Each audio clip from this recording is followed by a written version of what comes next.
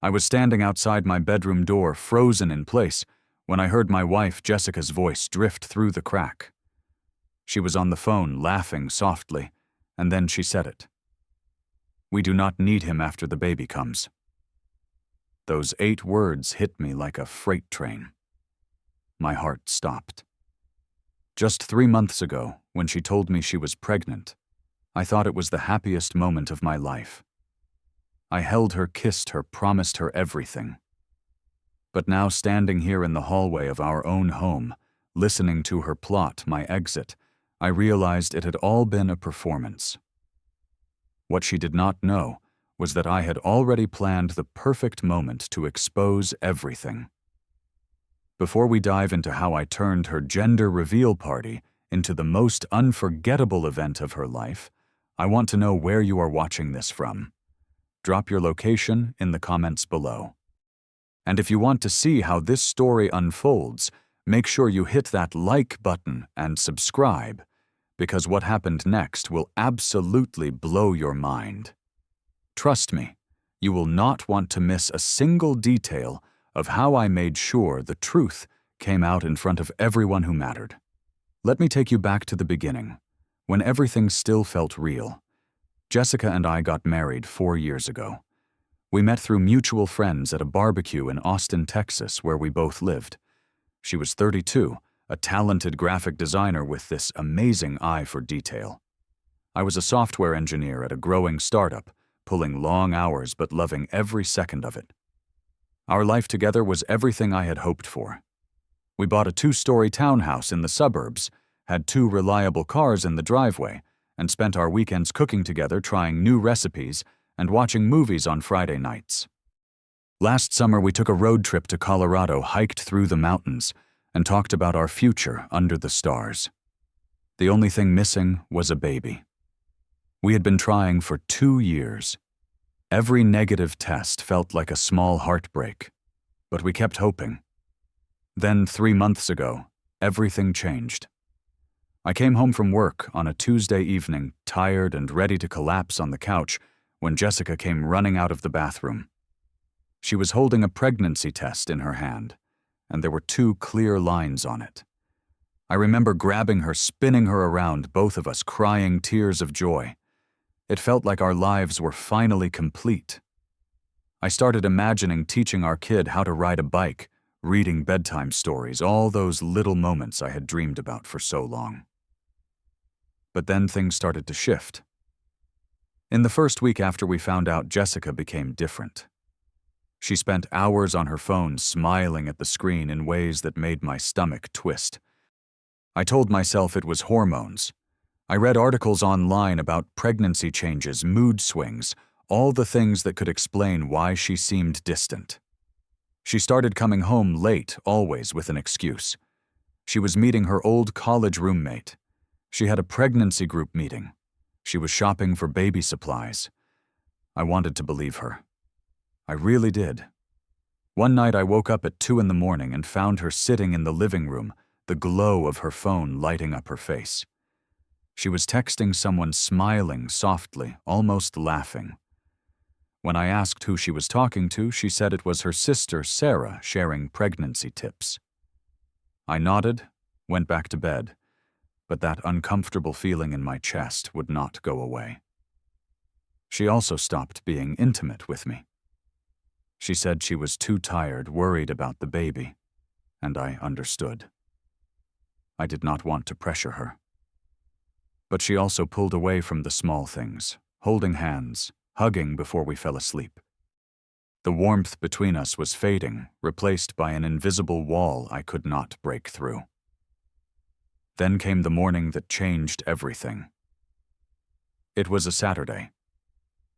Jessica left her phone on the kitchen counter while she went to take a shower.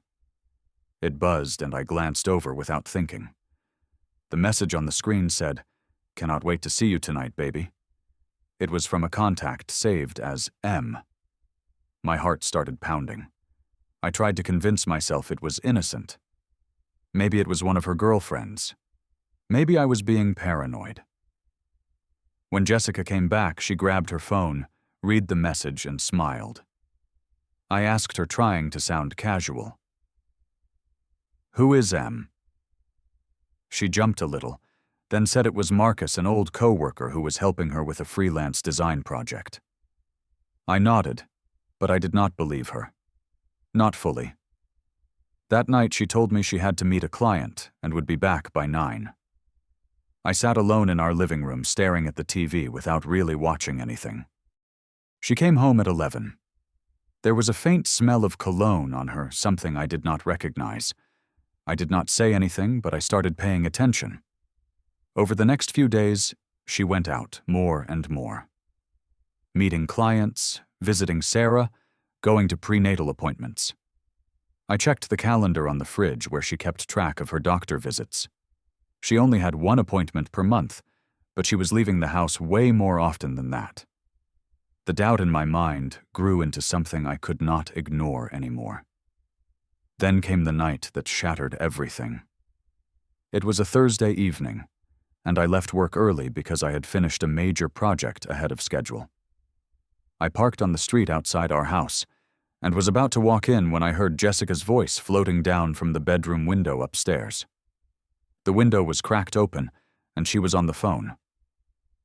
I stopped in my tracks and listened.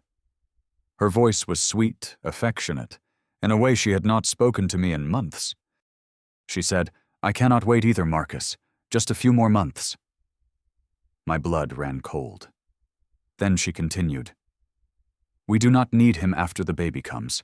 I will have everything figured out by then." I felt like the ground beneath me had disappeared. She kept talking. "The house is under both our names, but I have talked to a lawyer. I can get half of everything plus child support."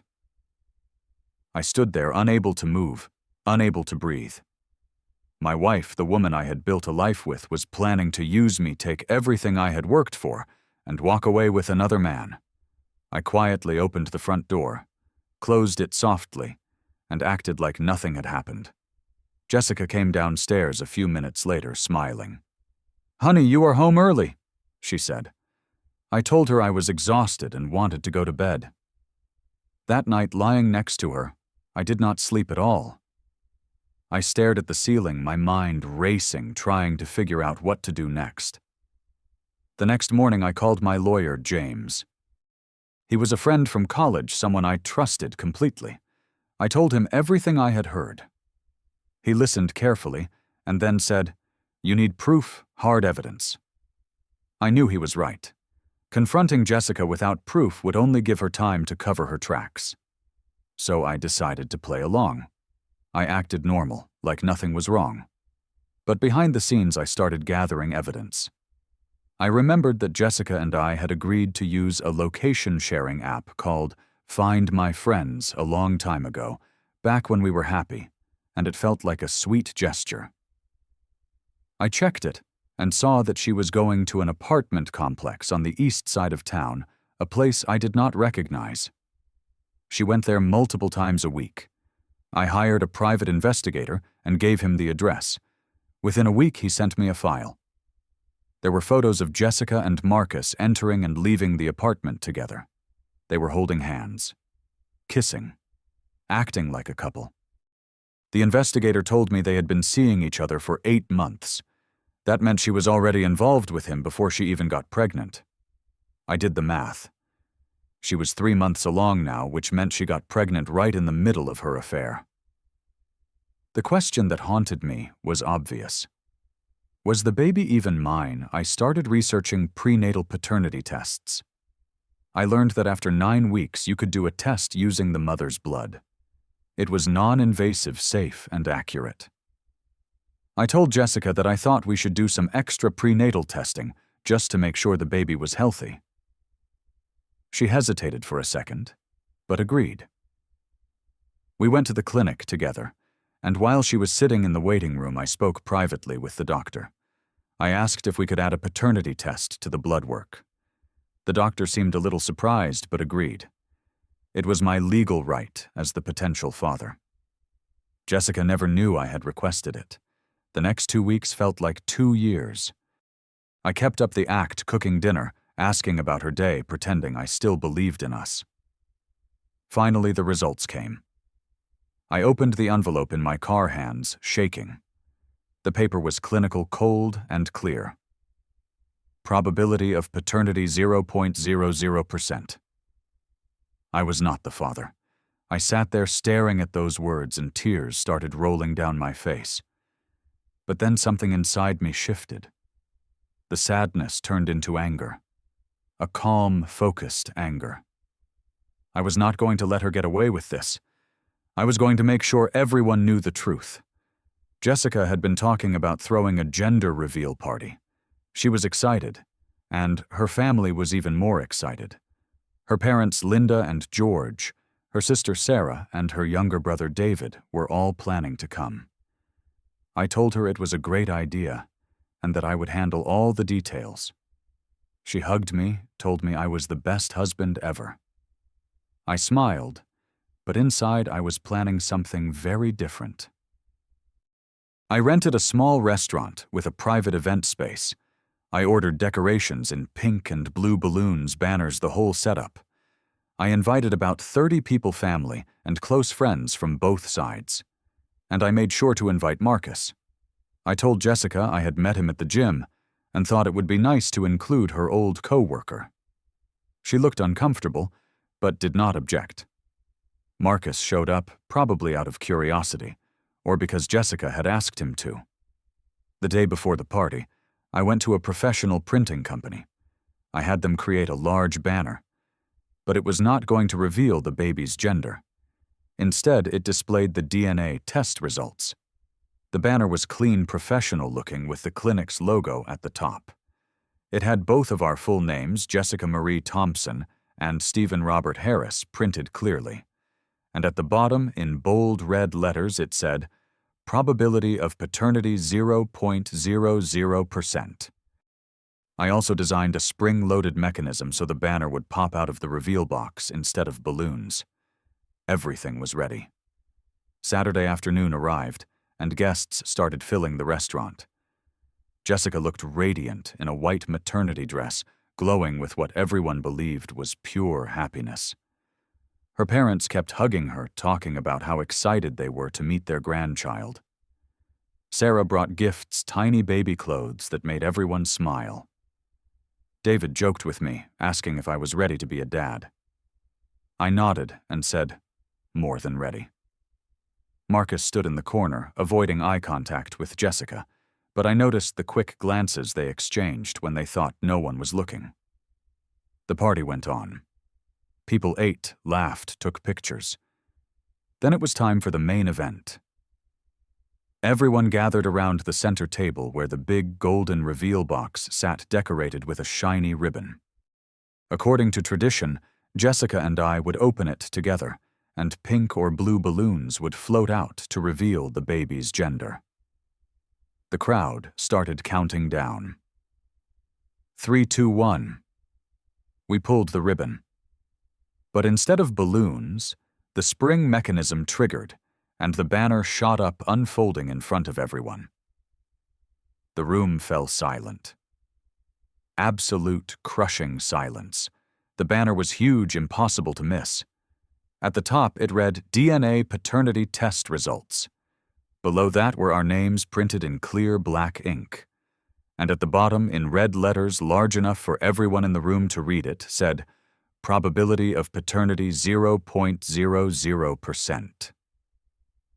Jessica stared at the banner, her face draining of all color. Her mother, Linda, was the first to speak. "What is this?"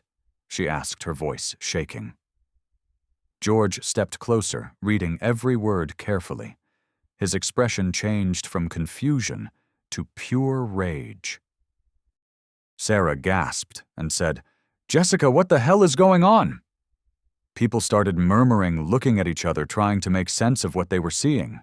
Marcus tried to back toward the door, but David blocked his path. I took a deep breath and spoke loud enough for everyone to hear.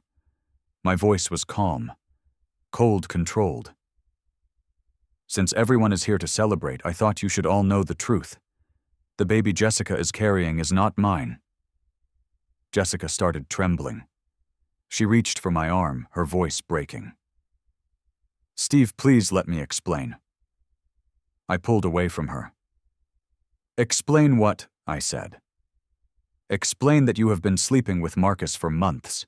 Explain that I heard you on the phone saying, "We do not need me after the baby comes."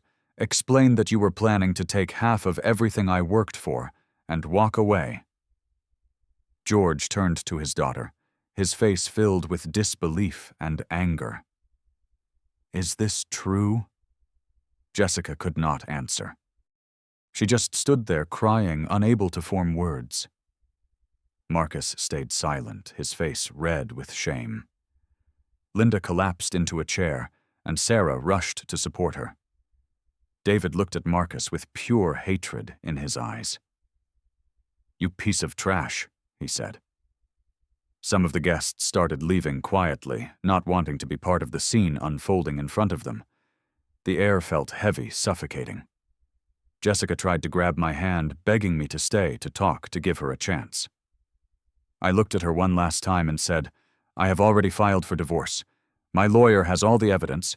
You will be hearing from him soon. Then I walked out of the restaurant. She called after me, but I did not stop. I did not look back. Behind me, I could hear her family surrounding her, their voices filled with disappointment and anger. Marcus had already disappeared. The party was over. And so was my marriage. I got into my car and drove to the new apartment I had rented a week earlier, anticipating this exact moment. I had moved some of my things there already, piece by piece, so I would not have to go back to the house. As I sat in my new living room surrounded by boxes, I felt a strange mix of emotions. Pain, relief, anger, freedom. I had done it. I had exposed the truth in the most public way possible. And even though it hurt, even though part of me still loved the woman I thought she was, I knew I had made the right choice.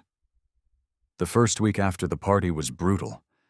I took 3 days off work just to process everything. Jessica called me constantly.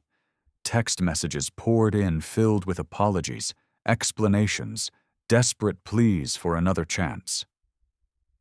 I ignored most of them. Her family, especially her father George, reached out too. He called me one evening, his voice heavy with regret. You did not deserve this son, he said. I am ashamed of what she did. You are a good man. I appreciated his words, but they did not change anything. The damage was done. My lawyer James worked quickly. Because I had clear evidence of her infidelity and her plan to deceive me, the divorce process moved fast. I was able to keep the house. I did not have to pay child support for a child that was not mine. Jessica could not argue against the facts. The DNA test, the photos from the private investigator, the recorded phone conversations, it was all there. She had no defense.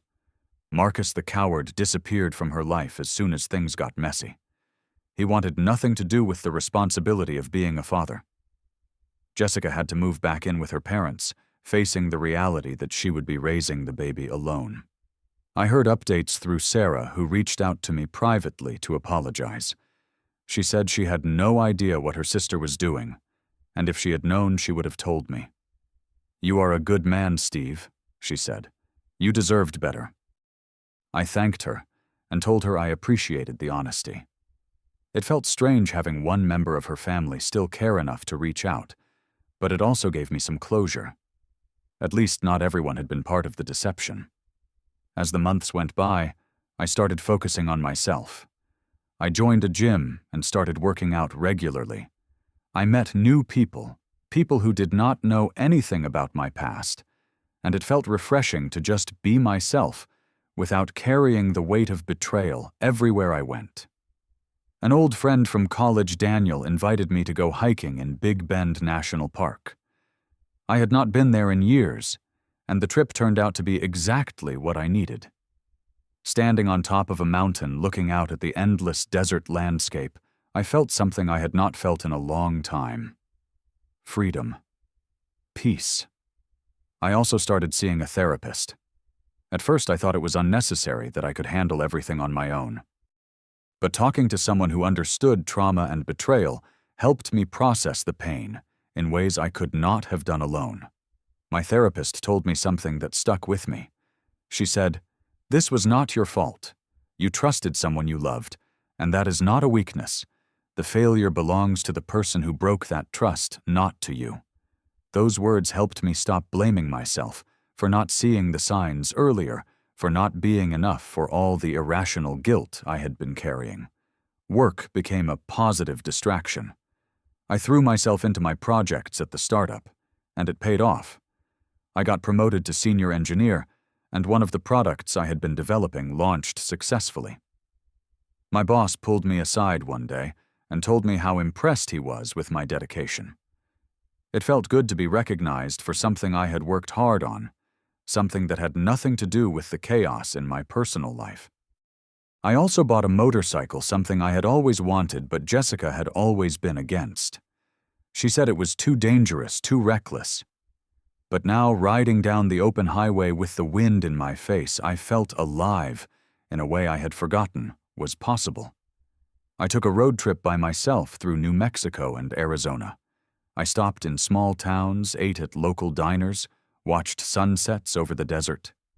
Every mile I traveled felt like another step away from the pain, another step toward becoming whole again. I was not running away from what had happened. I was moving forward, carrying the lessons but leaving the bitterness behind. 6 months after the gender reveal party, I found myself sitting in a coffee shop in downtown Austin. It was the same place Jessica and I used to go on Sunday mornings, but it did not hurt to be there anymore. I ordered my usual black coffee and sat by the window watching people walk by. I thought about everything that had happened: the betrayal, the anger, the planning, the reveal, the aftermath. And somewhere along the way, I realized something important. Losing Jessica was not a loss. It was a gift. If I had not discovered the truth, I would have spent the rest of my life living a lie. I would have raised a child that was not mine, believing I was building a family when in reality I was just a pawn in someone else's plan. I would have been trapped in a marriage with a woman who did not love me, who saw me as nothing more than a paycheck and a safety net. But now I was free. Free to find real love. Free to trust again when the time was right. Free to live my life on my own terms. I did not hate Jessica anymore. I did not hate Marcus either. Hate is a heavy thing to carry, and I had decided I was not going to let them have that kind of power over me. Forgiveness is not about letting people off the hook for what they did. It is about releasing yourself from the prison of anger and resentment. I forgave them not because they deserved it, but because I deserved peace. And peace is something you cannot find if you are constantly looking backward, replaying the hurt, feeding the bitterness. I took a sip of my coffee and looked out at the street. Life was moving forward, and so was I. I had learned that betrayal, as painful as it is, can also be a teacher. It taught me to value honesty, to recognize red flags, to trust my instincts. It taught me that I am stronger than I thought I was. It taught me that sometimes the worst thing that happens to you can also be the thing that sets you free. I did not know what the future held. Maybe I would fall in love again.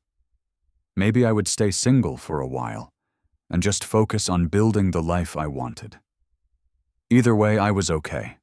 I was more than okay. I was whole. Sometimes the worst betrayals lead us to the best versions of ourselves. And I finally understood that I did not lose anything that day at the party. I gained everything. Gained my truth, my freedom, and most importantly, my self-respect. The real question is, what would you have done? If you were in my position, how would you have handled it? Drop your thoughts in the comments below. I would love to hear your perspective. And if this story resonated with you, if it made you think, made you feel something, then do me a favor. Hit that like button. Subscribe to the channel so you do not miss more stories like this. Share this video with someone who needs to hear it. Maybe someone who is going through something similar, or someone who just needs a reminder that they are stronger than they think. Thank you for listening to my story. I hope it brought you some clarity, some comfort, or at least a moment to reflect on what really matters in life. Take care of yourself. Protect your peace. And remember, you deserve someone who chooses you every single day. No games, no lies, just real love. Until next time.